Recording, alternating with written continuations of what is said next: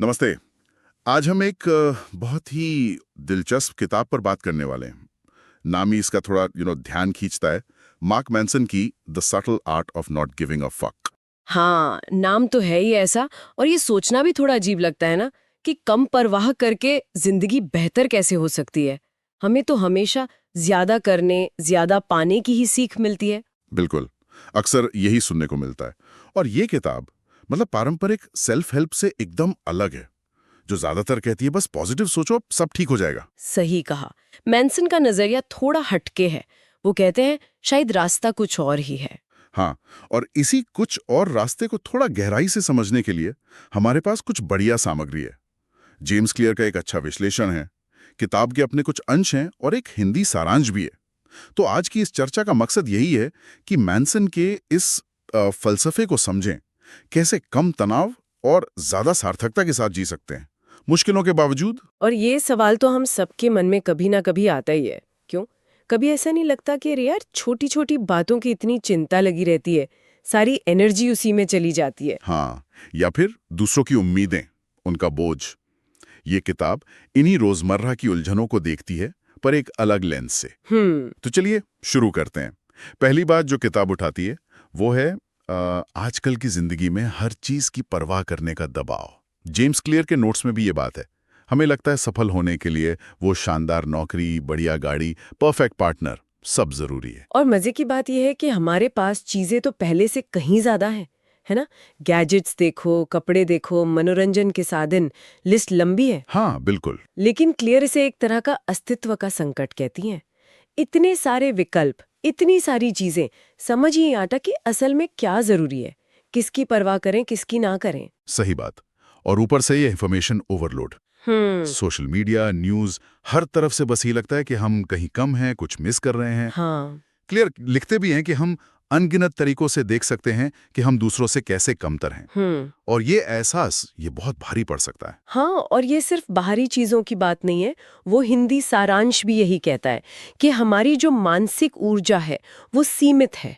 अगर हम उसे हर छोटी मोटी आलोचना, हर असुविधा, हर किसी के कमेंट पर खर्च कर देंगे, तो फिर उन चीजों के लिए क्या बचेगा जो सच में हमारे लिए मायने रखती हैं। हम्म। तो ये तो हुई समस्या कि हम बहुत ज्यादा चीजों की परवाह कर रहे हैं। पर इसका हल क्या है? क्या हमें बिल्कुल ही मतलब लापरवाह हो जाना चाहिए, किसी चीज की फिक्र ना करें? नहीं नहीं, यहीं पर किताब का पहला, वो कहते हैं ना, सूक्ष्म नुक्ता आता है। मैनसन का तर्क ये नहीं कि किसी चीज की परवाह मत करो। वो कहते हैं बेहतर जिंदगी का मतलब ज्यादा चीजों के पीछे भागना नहीं है, बल्कि कम चीजों की परवाह करना है। कम चीजों की। हाँ, लेकिन वो कम चीजें कौन सी हों ये जरूरी है। वो चीजें जो सच्ची हों, तात्कालिक हों और हमारे लिए गहरी अहमियत रखती हों। मतलब जो हमारे व्यक्तिगत मूल्यों से, हमारी पर्सनल वैल्यूज से मेल खाती हों। व्यक्तिगत मूल्यों, हम्म। पर्सनल वैल्यूज ना? जैसे? मतलब ईमानदारी, परिवार या कुछ और? बिल्कुल। मूल्य वो सिद्धांत हैं जो हमारे लिए सबसे ज्यादा जरूरी हैं, जो हमारे फैसलों को गाइड करते हैं। ये कुछ भी हो सकते हैं: ईमानदारी, क्रिएटिविटी, सेहत, परिवार के साथ वक्त बिताना, दूसरों की मदद करना, कुछ भी। किताब कहती है जब हम अपनी परवाह को इन मूल्यों के इर्द गिर्द रखते हैं ना, तो फालतू की चिंताएं अपने आप कम होने लगती हैं। अच्छा, तो ये है पहली सूक्ष्मता, सप्लिटी नंबर 1, जिसकी बात क्लियर करते हैं कि परवाह नहीं करने का मतलब उदासीन होना नहीं है। ऐसा नहीं कि दुनिया से कोई मतलब ही नहीं। सही, बल्कि इसका मतलब है कि हम इस बात से सहज हो जाएं कि हम अलग सोच सकते हैं, अलग रास्ते चुन सकते हैं। दूसरों से अलग होना ठीक है। हाँ। हमें दुनिया की हर चीज की चिंता नहीं करनी, बस उन चीजों से ध्यान हटाना है जो हमारे मूल्यों के हिसाब से जरूरी नहीं है। और ये उस पारंपरिक सोच से अलग है जो कहती है कि सफलता की कल्पना करो, उसे महसूस करो। हाँ, क्लियर मैनसन के हवाले से कहते हैं कि कई बार ये तकनीक हमें सिर्फ यही याद दिलाती है कि हम वो नहीं हैं जो बनना चाहते हैं। इससे वो कमी का एहसास और बढ़ सकता है। तो पहला सबक तो ये हुआ कि अपनी परवाह को फिल्टर करें, उसे अपने मूल्यों पर आधारित करें। सही है। लेकिन किताब का एक और हिस्सा है जो शायद सुनने में थोड़ा मुश्किल लगे, समस्याओं और दर्द को गले लगाना। हाँ। सोर्सेस बताते हैं कि जीवन में समस्याएं और तकलीफें तो आएंगी। ये तय है। बिल्कुल। और ये विचार पहली बार में थोड़ा निराशाजनक लग सकता है, क्योंकि हम तो कोशिश करते हैं दर्द से बचने की, है ना, बस खुश रहना चाहते हैं। लगता है खुशी ही सबसे बड़ा लक्ष्य है। हाँ, इसी पे मुझे अल्बर्ट कामू का वो कथन याद आ रहा है जो क्लियर ने मेंशन किया है, यदि आप खुशी की तलाश करते रहेंगे तो आप कभी खुश नहीं होंगे। यदि आप जीवन का अर्थ ढूंढते रहेंगे तो आप कभी जी नहीं पाएंगे। गहरी बात है। खुशी की तलाश में खुशी ना मिलना, ये कैसा है? मैनसन का तर्क कुछ ऐसा ही है। वो ये नहीं कह रहे कि दर्द में मजा ढूंढो या तकलीफ अच्छी चीज है, नहीं। वो कह रहे हैं कि ऐसा जीवन जिसमें कोई समस्या ही ना हो, ऐसी उम्मीद करना ही बेकार है। समस्याएं तो रहेंगी हमेशा। हाँ, असली सवाल ये है कि आप किस तरह की समस्याएं चाहते हैं। मैनसन कहते हैं हमें अच्छी समस्याओं वाले जीवन की उम्मीद करनी चाहिए। अच्छी समस्याएं? ये क्या बात हुई? समस्याएं अच्छी कैसे हो सकती हैं? अच्छी समस्याएं वो हैं जिन्हें सुलझाने में हमें सार्थकता महसूस हो, मतलब जो हमारे मूल्यों से जुड़ी हों। जैसे मान लीजिए स्वास्थ्य आपका एक मूल्य है, तो जिम जाने का जो दर्द है या हेल्दी खाने के लिए थोड़ी जो इच्छा शक्ति लगानी पड़ती है, वो एक अच्छी समस्या है। अच्छा। या अगर सीखना आपका मूल्य है, तो कुछ नया समझने में जो दिमागी मेहनत लगती है, वो एक अच्छी समस्या है। ये वो संघर्ष है जिन्हें हम चुनते हैं क्योंकि इनका नतीजा हमारे लिए मायने रखता है। हाँ, वो हिंदी सारांश में भी था, सार्थक संघर्ष चुंदा। बिल्कुल। तो इसका मतलब ये हुआ कि असली खुशी समस्याएं ना होने में नहीं है, नहीं, बल्कि सही समस्याओं को चुनकर उन्हें सुलझाने की जो प्रक्रिया है उसमें है। एकदम सही। एक सोर्स में लिखा भी है, खुशी समस्या सुलझाने की कला है। हमें ऐसी समस्याएं ढूंढनी है जिन्हें सुलझाने में हमें एक तरह का संतोष मिले, चुनौती महसूस हो। और यहीं पर वो दूसरी सूक्ष्मता, सबटिलिटी 2 आती है। जैसा क्लियर बताते हैं, किसी मुश्किल की परवाह न करने के लिए आपको पहले उस मुश्किल से ज्यादा महत्वपूर्ण किसी चीज की परवाह करनी होगी। अच्छा, समझा नहीं। मतलब जब आपका लक्ष्य बड़ा और सार्थक होता है ना, तो रास्ते में आने वाली छोटी मोटी तकलीफें उतनी बड़ी नहीं लगती, आप उन्हें झेल जाते हैं। ओके। यानी जीवन में जो भी चीज वाकई कीमती है वो किसी न किसी संघर्ष से गुजरकर ही मिलती है। हाँ, बिल्कुल। और क्लियर एक बहुत दमदार बात कहते हैं, अगर कोई इंसान अपने लक्ष्यों को पाने के लिए जो जरूरी दर्द है या संघर्ष है उसकी परवाह नहीं करता, उसे झेलने को तैयार रहता है, तो वो लगभग अजेय बन जाता है, अनस्टॉपेबल। वाह, अजय, मतलब डर उसे रोक नहीं पाता। सही, क्योंकि तब वो मुश्किल या असुविधा के डर से पीछे नहीं हटेगा, वो जरूरी कदम उठाएगा, चाहे उसमें थोड़ी तकलीफ क्यों ना हो। ये सारी बातें हमारी सफलता और खुशी की जो पारंपरिक परिभाषाएं हैं उन पर भी सवाल उठाती हैं। जैसा क्लियर बताते हैं, हमें अक्सर सिखाया जाता है कि बड़ी नौकरी, महंगी कार, सोशल स्टेटस यही सफलता है। और आज के जमाने में तो ये और भी मुश्किल हो गया है। सोशल मीडिया पर देखो तो लगता है सब लोग कितनी कमाल की जिंदगी जी रहे हैं। हमें सिर्फ एक्सट्रीम्स दिखते हैं, या तो जबरदस्त कामयाबी या फिर भयानक नाकामी। हाँ, और लगता है बस हम ही पीछे रह गए। क्लियर का कहना है कि तकनीक और मार्केटिंग हमारी उम्मीदों को बहुत अवास्तविक बना रहे हैं। सच्चाई तो ये है, जैसा मैनसन कहते हैं, कि हम में से ज्यादातर लोग ज्यादातर चीजों में औसत ही होते हैं, एवरेज। और ये ठीक है, इसमें कोई बुराई नहीं है। ये मानना थोड़ा मुश्किल है वैसे। है, लेकिन मैनसन का तर्क दिलचस्प है। वो कहते हैं कि जो लोग वाकई कुछ असाधारण हासिल करते हैं ना, वे अक्सर खुद को औसत मानकर ही शुरुआत करते हैं और फिर लगातार सुधार पर ध्यान देते हैं। वे इस वहम में नहीं रहते कि वे पैदाइशी जीनियस हैं, वो मेहनत करते हैं। तो मतलब खुशी का मतलब सिर्फ अच्छा महसूस करना या भारी सफलता पाना नहीं है? बिल्कुल नहीं। जैसा क्लियर के नोट्स में भी है, असली खुशी समस्याओं से बचने में नहीं, बल्कि उनसे जूझने में है, उन्हें सुलझाने में है। सिर्फ मजे या फौरी खुशी, प्लेजर जिसे कहते हैं, उसके पीछे भागना एक तरह का धोखा है। वो टिकता नहीं और लंबे समय में बेचैनी बढ़ा सकता है। और ये आत्मसम्मान, सेल्फ एस्टीम का क्या? वो तो जरूरी माना जाता है। भी एक अलग नजरिया देते हैं।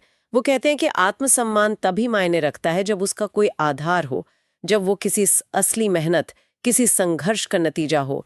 सिर्फ इसलिए अच्छा महसूस करना कि आप हैं, या बिना मेहनत की मिली तारीफ, वो खोखला है। ये उस बात से जुड़ता है कि हमें सिर्फ मंजिल से नहीं, सफर से प्यार करना सीखना होगा। हाँ। क्लियर उसे चढ़ाई का रूपक देते हैं, पहाड़ की चढ़ाई। हाँ। अगर आपको सिर्फ चोटी पर पहुंचना पसंद है तो पूरा रास्ता बोझ लगेगा। बिल्कुल। लेकिन अगर आप चढ़ाई की प्रक्रिया से, उस मेहनत से, उस चुनौती से प्यार करना सीख लेते हैं, हाँ। तो पूरा सफर ही बेहतर बन जाता है। सही कहा। और ये चढ़ाई जिंदगी में कभी खत्म नहीं होती, एक के बाद दूसरी आती रहती है। हाँ। और इस सफर का, इस प्रक्रिया का एक बहुत जरूरी हिस्सा है जिम्मेदारी लेना, रिस्पॉन्सिबिलिटी। हाँ, ये बहुत महत्वपूर्ण है।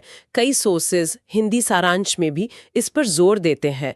जब हम अपनी परिस्थितियों की, अपनी भावनाओं की, अपनी प्रतिक्रियाओं की जिम्मेदारी लेते हैं, भले ही बाहरी हालात हमारे काबू में न हो, तो हम ज्यादा शक्तिशाली महसूस करते हैं, एम्पावर्ड। लेकिन लोग कतराते हैं जिम्मेदारी लेने से। उन्हें लगता है जिम्मेदारी मतलब गलती मानना। अगर मेरी गलती नहीं है तो मैं जिम्मेदारी क्यों लूं, ये सोच होती है अक्सर। हाँ, ये कंफ्यूजन होता है, लेकिन क्लियर इसे साफ करते हैं। गलती, फॉल्ट और जिम्मेदारी, रिस्पॉन्सिबिलिटी, दो अलग चीजें हैं। हो सकता है आपके साथ कुछ बुरा हुआ हो जिसमें आपकी कोई गलती ना हो, बिल्कुल। लेकिन उस स्थिति पर आप कैसे रिएक्ट करते हैं, उससे कैसे निपटते हैं, इसकी जिम्मेदारी तो आपकी ही है। अच्छा। जिम्मेदारी लेने का मतलब है कि आप पीड़ित बने रहने की बजाय अपनी स्थिति को सुधारने का कंट्रोल अपने हाथ में ले रहे हैं। मतलब इल्जाम लगाने के बजाय समाधान पे फोकस करना। बिल्कुल। दूसरों पर इल्जाम लगाते रहने से हम सीखते नहीं हैं, हम वहीं अटके रह जाते हैं। जब हमें लगता है कि हम अपनी समस्याएं चुन रहे हैं या कम से कम उन पर अपनी प्रतिक्रिया चुन रहे हैं, तो हम ज्यादा सशक्त महसूस करते हैं। ये सारी बातें हमें जीवन की सीमाओं की तरफ ले जाती हैं, और सबसे बड़ी सीमा मृत्यु। क्लियर और हिंदी सारांश दोनों में इसका जिक्र है। मौत की सच्चाई को याद रखना। सुनने में थोड़ा डरावना लगता है ये। हाँ, पहली बार में लग सकता है, थोड़ा निराशाजनक भी, लेकिन मैनसन का तर्क उल्टा है। वो कहते हैं कि मृत्यु का बोध, ये एहसास कि हमारा समय सीमित है, ये असल में हमें स्पष्टता देता है, क्लैरिटी। कैसे? जब हमें पता होता है कि ये जिंदगी हमेशा के लिए नहीं है, तो छोटी मोटी परेशानियां, फालतू की चिंताएं, दूसरों की राय, ये सब अपने आप कम जरूरी लगने लगते हैं।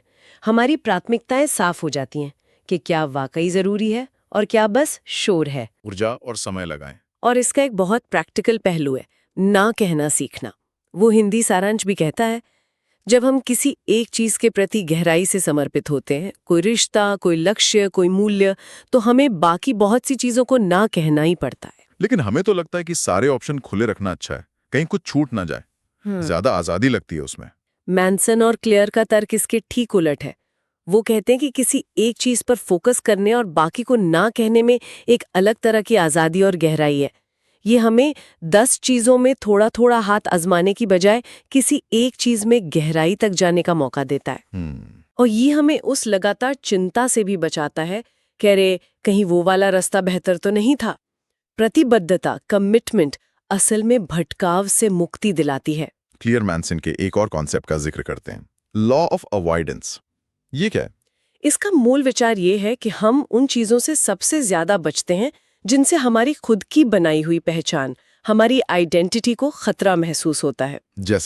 जैसे मान लीजिए कोई खुद को हमेशा सही या समझदार मानता है, तो वो ऐसी किसी भी बात या अनुभव से कतराएगा जो उसे गलत साबित कर दे। ये चीज हमें सीखने और बदलने से रोकती है, क्योंकि हम अपनी बनाई हुई इमेज को बचाना चाहते हैं। अरे हाँ, ये पॉल ग्राहम के उस सुझाव से मिलता है जिसका जिक्र क्लियर करते हैं, अपनी पहचान छोटी रखो। Keep your identity small. Exactly. मतलब खुद को बहुत कठोर परिभाषाओं में मत बांधो।